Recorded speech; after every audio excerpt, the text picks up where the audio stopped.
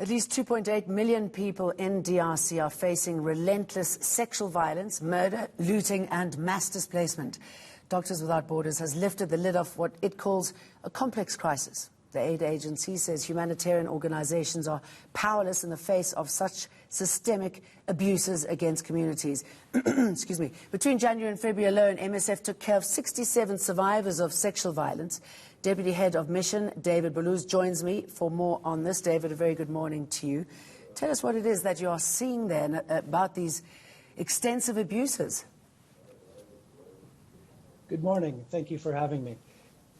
In reality, what we're seeing here is wave upon wave of new violence committed by various armed groups that are displacing tens of thousands of families, men, women, and children. They're being pushed into areas that really aren't hospitable for life. They're running for their lives into the bush. They're hiding in the bush so that they won't be killed on the roads, in their villages. We've seen 70,000 new IDPs in the last month, crowding into camps that already have 500,000 people.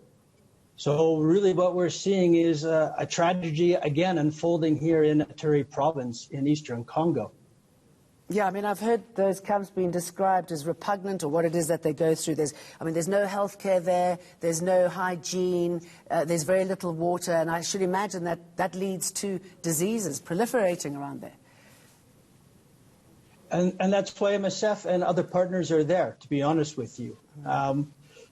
We roll in as quickly as we can. We set up wash activities, we do vaccinations, we do a cholera response, but we also do nutrition. We have our health clinics in dozens of IDP camps all throughout the province. There are many other NGOs that are working there as well. But the problem is always the new camps, the camps that spring up after an attack overnight. And of course, if there are armed groups in the area and there are ongoing killings, it's very hard, almost impossible for humanitarians to access those sites. Which is why it's so important that we do call upon these groups to stop targeting civilians. And we do ask key actors, key institutions and leaders to support us so that we can react faster and better. David, what have you learned about these groups? What is it that they want? What are they fighting for? That's a very good question, to be honest with you. I can't honestly say. What we are seeing is that this part of the country has been engulfed in violence on and off for 30 years. Clearly, there are armed groups that are not listening to the calls to respect human rights, to respect civilians, men, women, and children. And they continue to attack civilians because they must have an agenda behind that. What that is, I don't know. But the toll is massive. It's horrific. Some armed groups are committing massacres. That's obvious.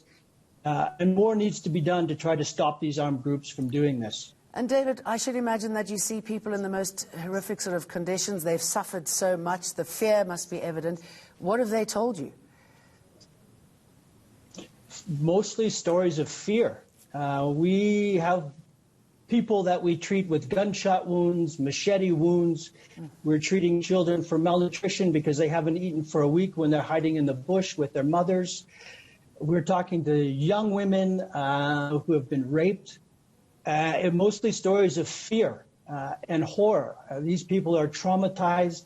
Many of them have been through this before, sadly, and they are terrified, and they're terrified that these things will happen again. And hands off from the government as well. David Belluz, very good to talk to you. You do incredible work there.